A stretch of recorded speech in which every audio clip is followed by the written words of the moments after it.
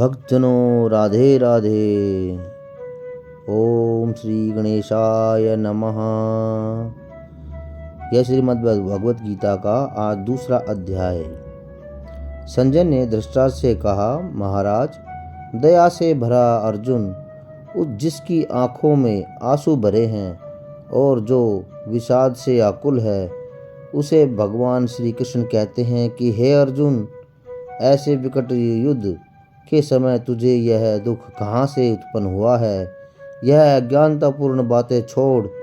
ऐसी बातों से न स्वर्ग मिलता है और न ही संसार में यश मिलता है। यह नपुंसकों जैसी बुद्धि तुझे नहीं चाहिए। हे अर्जुन, तत्व की बात को समझ और हृदय से इस नीच बुद्धि को त्याग उठ खड़ा हो। श्री कृष्ण के कमल मुख से ऐसी बातें सुनकर अर्जुन बोला, हे मधुसूदन, भीष्म और द्रोणाचार्य जो पूजनीय हैं, मैं भला इन पर बाणों की वर्षा कैसे करूँगा? यह तो मेरे गुरु हैं, भला इन्हें मारकर मेरा कल्याण कहाँ होगा? इन्हें मारकर जो राज्य और राजभोग मैं प्राप्त करूँगा, वह इनके रक्त से लिपटे होंगे, और फिर यह भी तो निश्चित नहीं है कि जीत हमारी ही होगी, पर यह निश्चित है कि हमारे सम्मुख खड़े धृतराष्ट्र के इन पुत्रों को मारकर भी हमारा कोई भला नहीं होगा। और कभी जो आपने कहा कि नीच बुद्धि को प्राप्त न हो, मैं नीच बुद्धि के पाप को भी नहीं समझता, और मैं ऐसा मूर्ख हो गया हूँ कि धर्म अधर्म को भी नहीं समझता। हे प्रभु जी, मैं शिक्षा के योग्य हूँ और मन वचन तथा कर्म से आपकी शरण में आया हूँ। कृपा करके मुझ पे अपनी कृपा करें, जिसे मेरा कल्याण हो। हे प्रभु, इसी शोक से मेरी इंद्रियां सूख गई हैं, और मेरा ये शोक किस प्रकार दूर होगा? हे प्रभु, पृथ्वी तो क्या, देवलोक की सारी सामग्री भी पालूं तो भी इन्हें मारकर मेरा शोक दूर नहीं होगा। फिर भूमि के राज्य की तो बात ही क्या है? संजय ने कहा कि हे राजन, श्री कृष्ण के समक्ष युद्ध की इच्छा से स्पष्ट इनकार करते अर्जुन चुप हो गया। श्री कृष्ण भगवान उसकी उपस्थिति देखकर हंसकर बोले कि हे पार्थ, जो विवेकी पुरुष है वह किसी वस्तु की चिंता नहीं करते, क्योंकि जिनके मारने की चिंता तूने की है वह तेरे कहे नहीं मारे जाएंगे। क्या ये कभी जन्मे हैं? नहीं, ये पहले भी थे, अब भी हैं और आगे भी रहेंगे। यह जो बोलने वाला है यह आत्मा है, यह अविनाशी है। देह की जैसी तीन अवस्थाएं, बाल, यौवन और वृद्धावस्था है, वैसी ही चौथी अवस्था मृत्यु है। ये देह के धर्म है, इसलिए विवेकी पुरुष आत्मा को अविनाशी जानते हैं, और ये जानते हैं कि देह का मरण ही धर्म है। ऐसा जानने वाले बुद्धिमान जन शोक नहीं करते। हे कुंती पुत्र, तुझे इंद्रियों का ज्ञान प्राप्त हुआ। यह ज्ञान सुख दुख और शीत उष्ण का दाता है। यह सुख दुख प्राप्त भी होता है और मिट भी जाता है। तू इनका संहार कर, हे श्रेष्ठ अर्जुन। जिन्हें इंद्रियों के सुख और दुख अपनी निश्चलता से चलायमान न कर सके, उन्हीं पुरुषों ने अमृतपान किया है, वही अमर हुए हैं। हे पार्थ, ये जो आत्मा है इससे अविनाशी समझ। यह किसी के कहे नहीं मारा नहीं जाता, यह अनंत है। शरीर बनते बिगड़ते रहते हैं, मगर आत्मा नित्य है, अमर है, निराकार है। यह न जानती है और न ही मृत्यु को प्राप्त होती है। नष्ट होने पर भी यह नाश को प्राप्त नहीं होती। जो मनुष्य इस आत्मा को अविनाशी, निर्विकार और अजन्मा जानता है, वह किसको घात करवाएगा और किसको मारेगा। जिस प्रकार मनुष्य पुराने वस्त्रों को उतार कर नए वस्त्र धारण करता है, उसी प्रकार आत्मा पुरानी देह को छोड़कर नई देह को धारण करती है। आत्मा को शास्त्र नहीं काट सकते, अग्नि जला नहीं सकती, जल भिगो नहीं सकता। यह अविनाशी, सर्वव्यापी, स्थिर, अचल और सनातन है। यह इंद्रियों से जानी नहीं जा सकती, यह कल्पना से भी परे है। इसलिए ऐसा जानते हुए तुम्हें शोक करना उचित नहीं है। हे महाबाहो, यदि तुम इसे नित्य जन्मे और मरने वाली मानता है तो भी तुझे शोक नहीं करना चाहिए, क्योंकि जन्मने वाले की मृत्यु और मरने वाले का जन्म निश्चित है। अतएव जो बात अनिवार्य है उसके लिए शोक करना व्यर्थ है। जन्म लेने से पहले वो क्या था किसी को मालूम नहीं, फिर मरने के बाद क्या होगा कोई नहीं जानता। ऐसी दशा में तेरे लिए किस बात का सोच करना उचित है। सब प्राणियों के विषय में तेरा चिंतन होना उचित नहीं।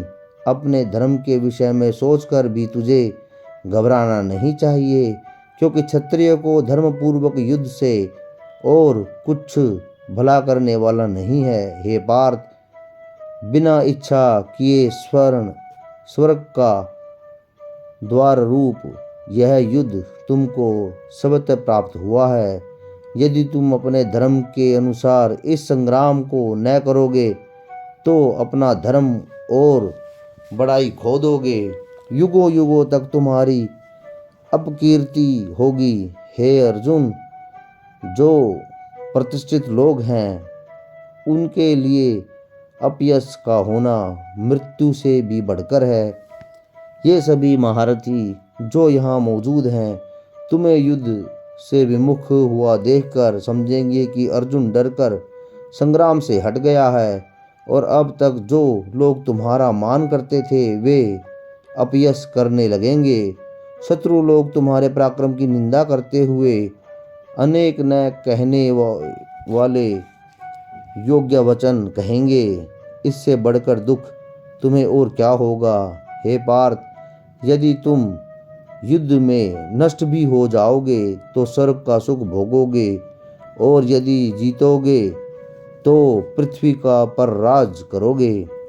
अतः युद्ध के निमित्त दृढ़ प्रतिज्ञ होकर खड़े हो जाओ।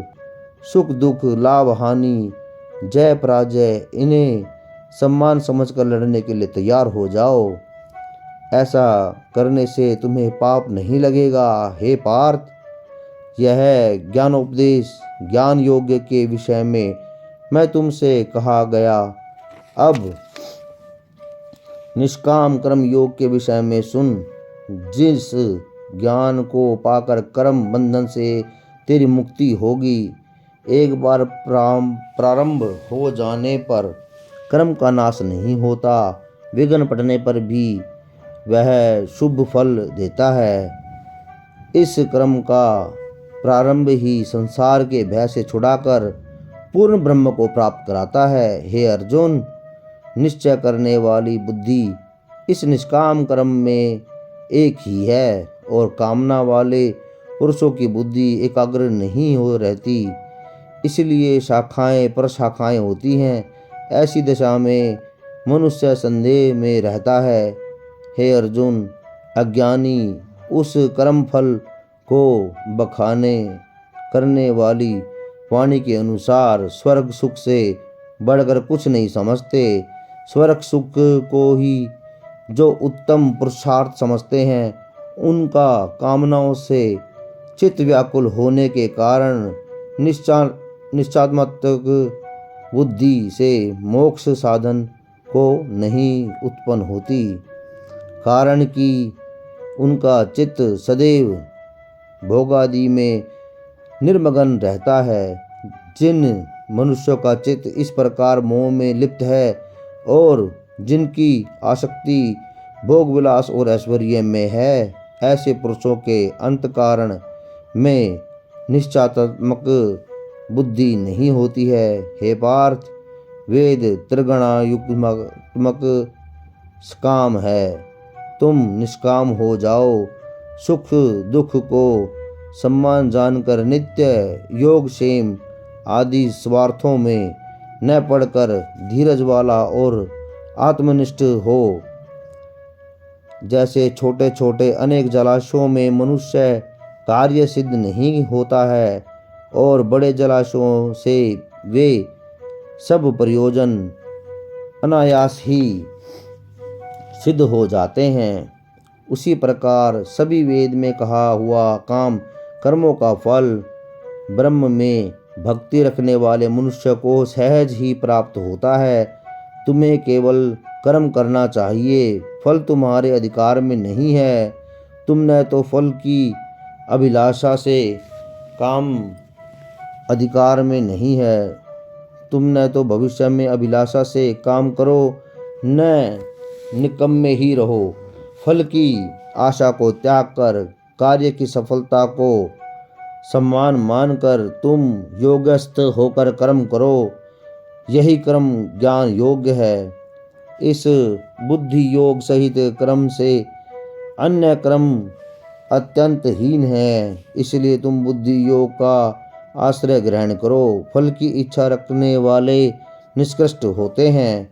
निष्काम कर्म करने वाला पुरुष ईश्वर कृपा से इसी संसार में सुकृत तथा दुष्कृत इन दोनों का ही त्याग कर देता है।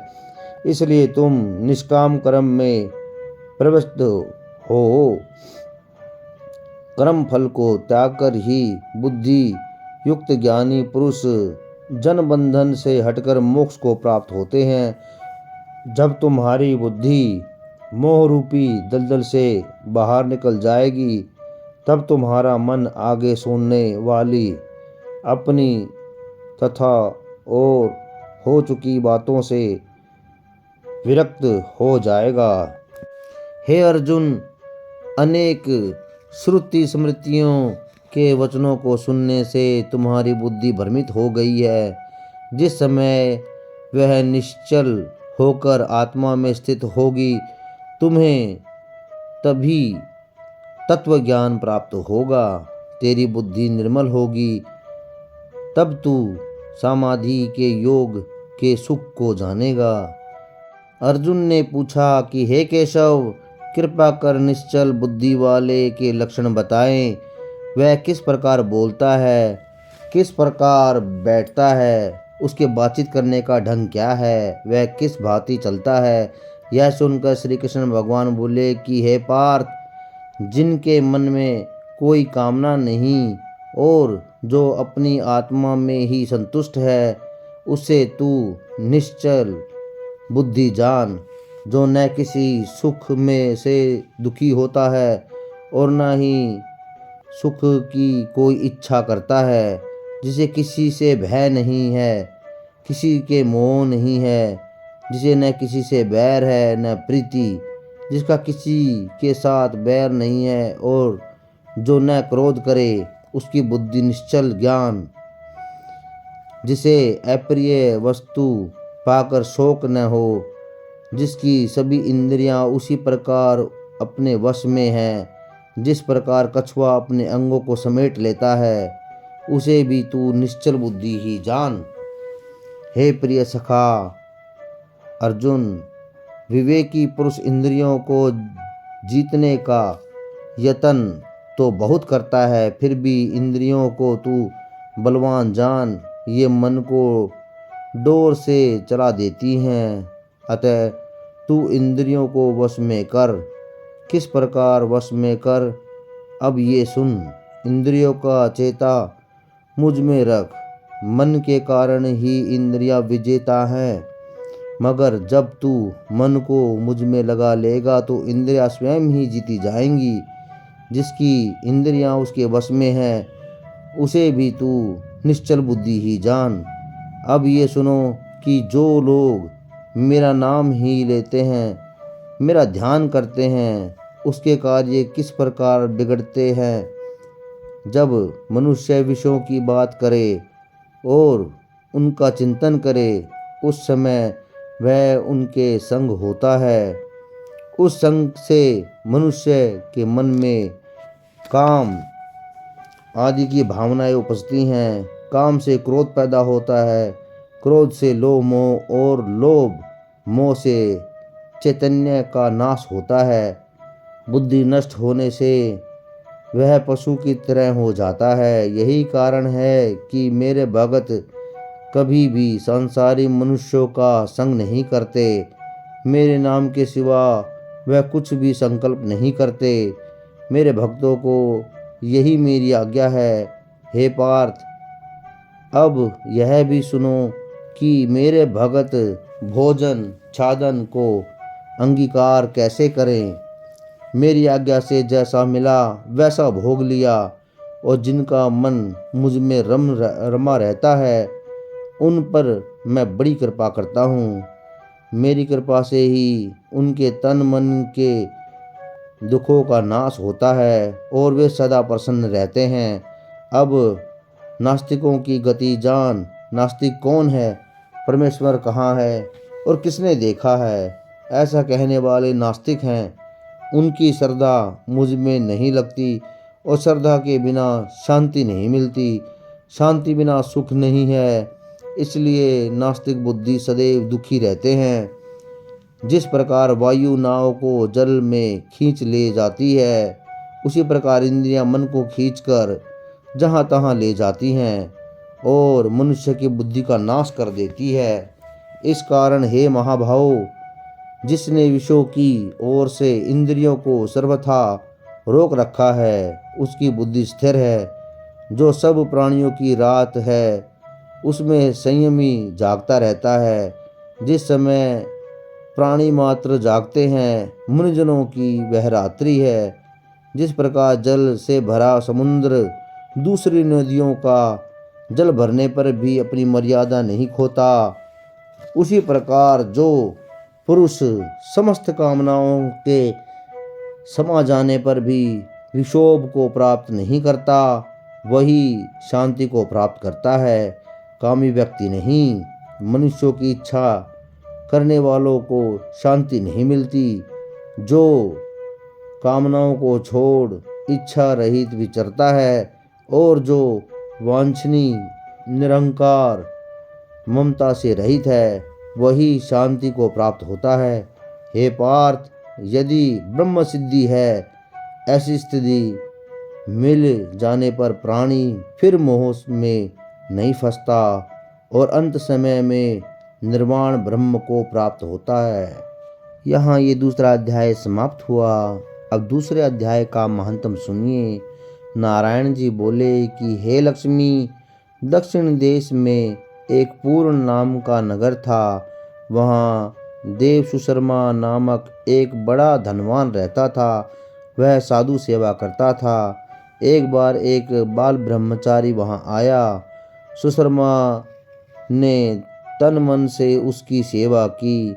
फिर विनती करते हुए बोला, हे संत जी, मुझे ऐसा उपदेश दो जिससे मेरा कल्याण हो और मैं मोक्ष पद को प्राप्त करूं। तब बाल ब्रह्मचारी बोला, मैं तुझे श्री गीता जी के दूसरे अध्याय का पाठ सुनाता हूँ, तू श्रद्धा से सुन। हे प्रभु, क्या गीता जी का दूसरा अध्याय सुनने से पहले भी कोई मुक्त हुआ है? तब बाल ब्रह्मचारी ने कहा, मैं तुझे एक पुरातन कथा सुनाता हूँ। एक अयाली वन में बकरियां चराता था और वहाँ मैं भजन किया करता था। एक दिन अयाली रात में बकरियां लेकर घर को चला।